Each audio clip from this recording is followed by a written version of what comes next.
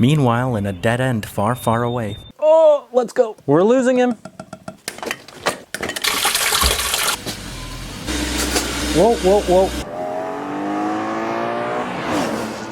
Ahoy, you beauties, and welcome back to Dead End Restorations, where I'm breaking my neck, figuratively speaking, restoring this E34 V8 manual 5 Series. The last of the analog 5 Series ever made, and the first one with a V8. As you can see, there's room to spare in the cooling system, so we'll be buttoning that up, fixing the heater, which is somewhere over here, and seeing if this bad boy is going to be hot or not by the end of this episode.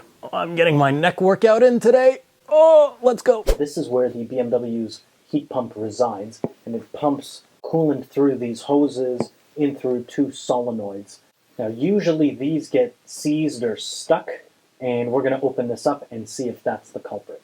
Hopefully it is. Go have some clips. There's one hose disconnected. And learned, try and twist these guys sideways first before trying to pull out. There's the last one. All right, so here's the piece in question. What we've got here is a pump that basically spins to force hot coolant into the heater core to help heat up the cabin. And then over here, we've got two solenoids because, of course, the E34 is a very fancy German automobile and it has dual climate control. So each one of these activates the passenger and driver side heater, and basically all it does is it opens and closes a valve here, letting hot coolant into the heater core. Now what happens is, because of, sitting for a long time and using the incorrect coolant, which this car did, all these passages in here get gummed up. These solenoids will not go up and down, therefore hot coolant can't get in, therefore you have no heater. Pretty simple. So now what we're going to do is a quick and dirty way of testing whether the pump works and these solenoids work. Now these run off of a 12-volt circuit, but in a pinch you can use a 9-volt battery. The top one is the ground, positive here. Now let's listen for a clicking sound.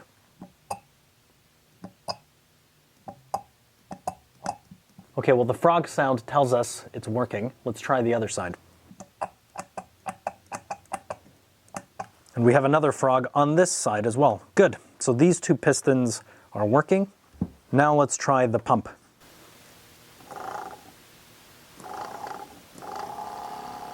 Well, the pump is working. Sounds like there's something jammed in there, but it is spinning. Hear that rev. The good news is all components are working. Now, let's try and salvage this because the pump is $200 Canadian.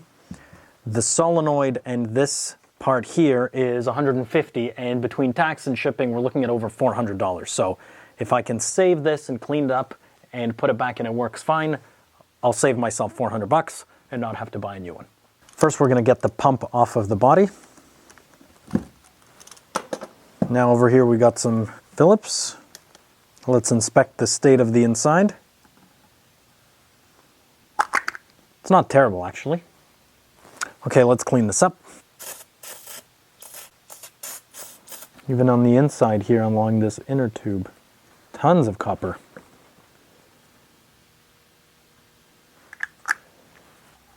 So this is the way you put it back. Squared side, round, round, round. Okay, let's test this out again. It seems to be much more rev happy. Okay, good. Now on to the main dish. I got a rebuild kit for this from CES Deals. I'll leave a link in the description below. Pop goes the weasel. There it goes. Gently. Oh yeah. What you can plainly see is these edges here are just completely disintegrated rubber plastic. Turret hats here, I don't even know what to call them. I saw this on YouTube. They make for excellent spinners, or dreidels if you're Jewish. Judging by how rotten and mangled this is, it's no wonder this wasn't working properly. So now let's clean up this old stuff here.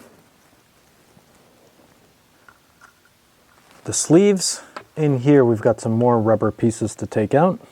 More brake clean. Now let's clean up this surface here. All right, now it's time to split these two plates apart. I want to make sure these wires here don't get pulled. Okay, and there it is. Let's clean this one up a bit. These rubber O-rings here we're going to change. All right, here's our wonderful Fleabay/CES kit.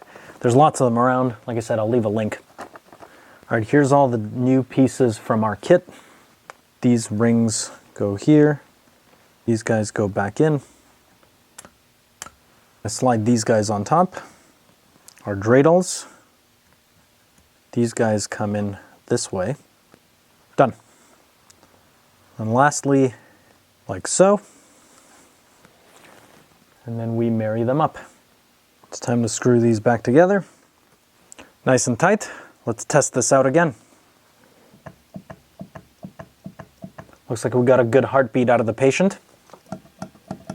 Uh-oh, we're losing him. Just kidding. So these are both now ready to go back in. Oh yeah, and if you're liking the content, don't forget to subscribe.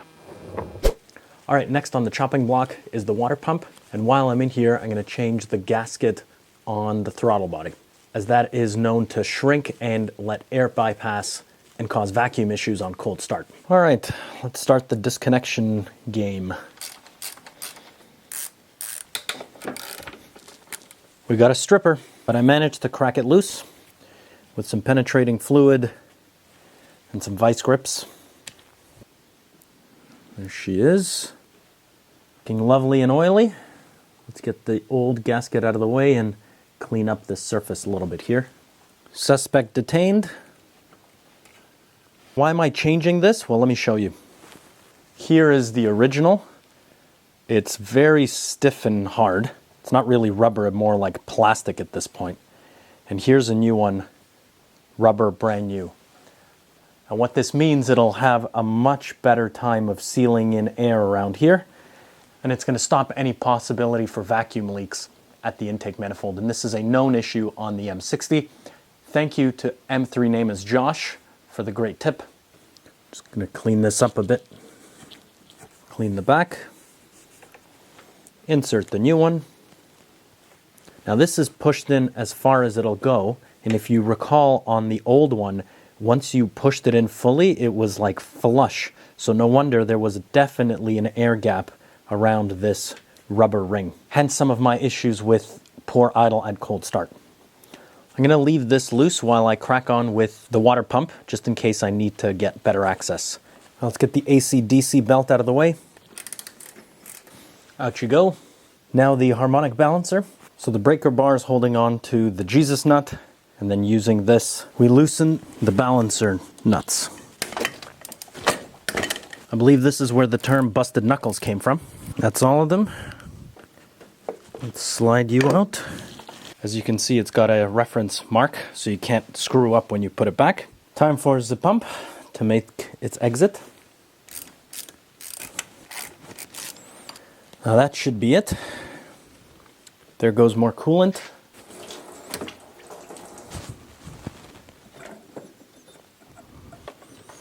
Freedom! Time to take off the pulley and the thermostat housing. There's the pulley. We'll be reusing this. Here's the thermostat housing. Again, we'll be reusing this. And otherwise, this thing is as good as garbage. I'll install new washers.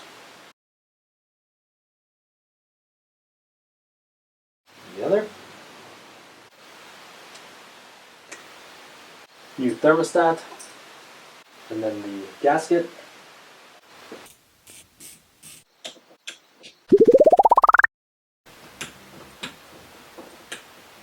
This is now done, ready to go back in.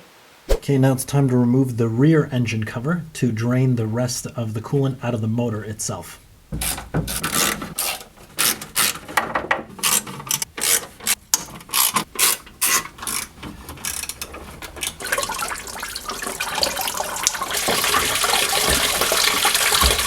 That's one way to ruin your camera. Now this is what you call living dangerously. Phew! Now the other side. Still quite a bit of coolant left in there. All right, next up, we're gonna give it some garden hose fresh water into the reservoir tank and flush out all the old green crappy fluid from below. And let's see what comes out. Opening the taps.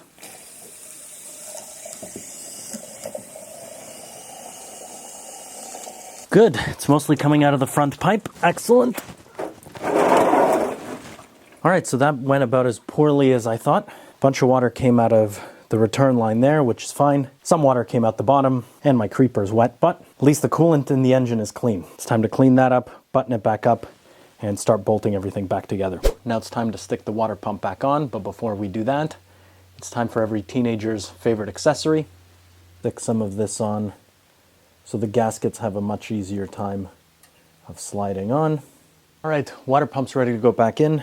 Make sure you got the paper cardboard filter correctly seated, and keep note of there's 2 extra long bolts. Okay, 1 bolt is in. Now rock it back and forth a little bit. First we'll go finger tight on all of them. Make sure the gasket seats properly, and then we'll torque it down. 10 Newton meters all around for the water pump. Done. With the intake manifold open, it's now a good time to clean that up because there's a lot of oil and garbage in there.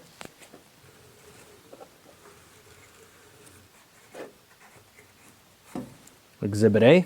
Make sure the mating surface is nice and clean, and this is ready to go back in. Here's a trick. Use a piece of tape and then stick the Torx screw into it.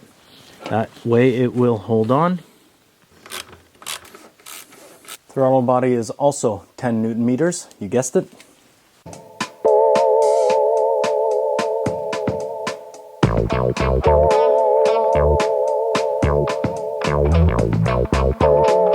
Time for the vibration dampener to go back in. It's 1, is it 2? Not quite.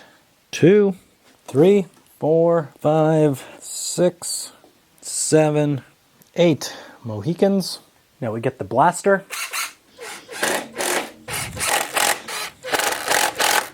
Vibration dampener is 22 Newton meters, 17 foot-pounds.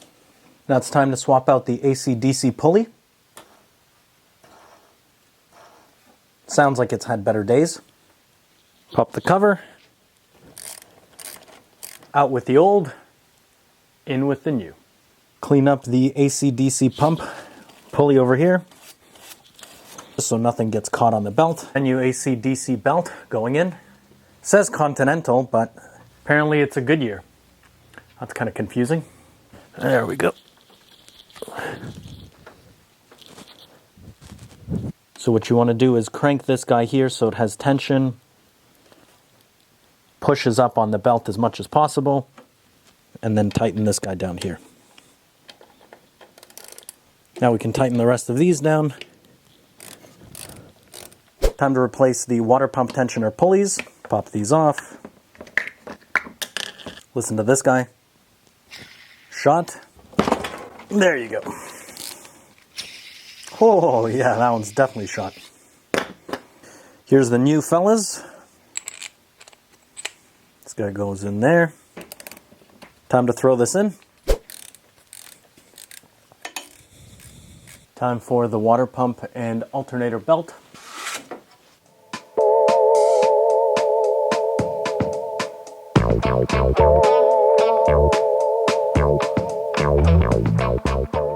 Now it's time to flush out the rad.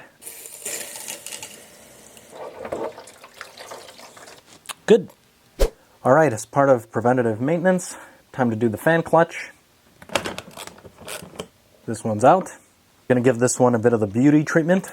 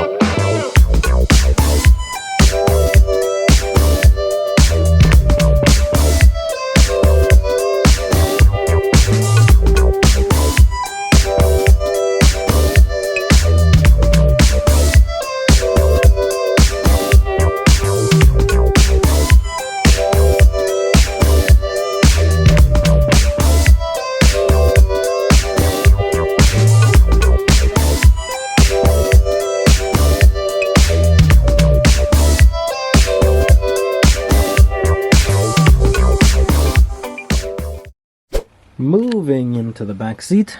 Before we fire up the old girl, took out the old battery. It was obviously the wrong size and really weak and old. Before I put in the new one, I just want to get rid of some of the surface rust down here on the battery tray. First thing we're going to do, vacuum, grind it down, and then put some rust remover.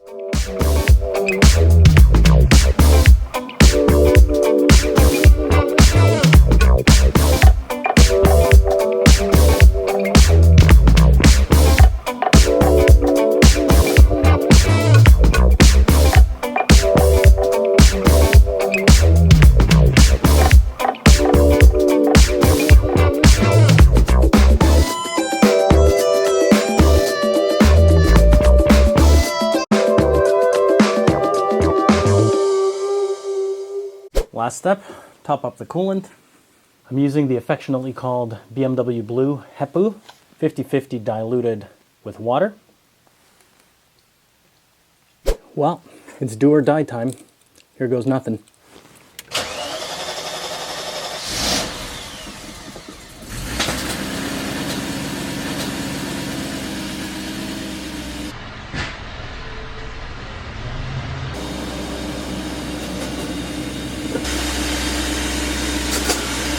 Whoa, whoa, whoa. Massive sparks underneath. Okie dokie. Wow, well, the good news is, number one, car didn't catch on fire.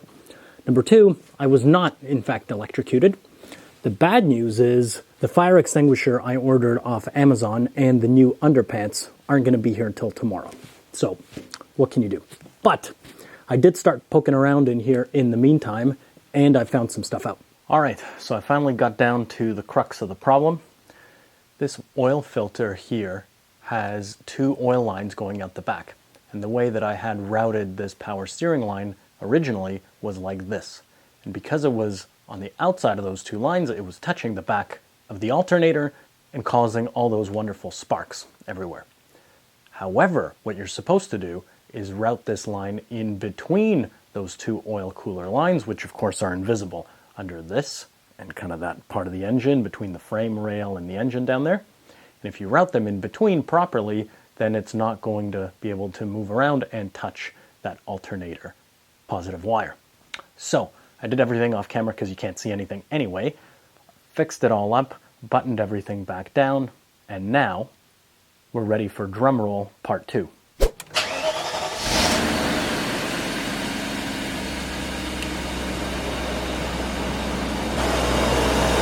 Oh yes. Fan clutch working as it should. Good. Slowing down a little bit. Nothing leaking. That's good. Got it up to temp, running smoothly, turning the wheel. No more screeching. Beautiful.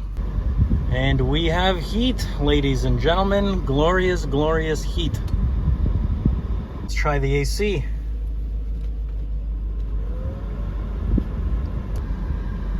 Cooling down. Nope, no dice on the AC, but heater works beautifully. But hold on, not ready to declare victory just yet, because I took the car around for a little spin down the dead end. And yes, when you're at idle and you turn the wheel, no squeaks. And what I thought was an issue with the belt turns out might actually be the power steering pump. Listen to this. If I put it in gear and start revving and turning the wheel,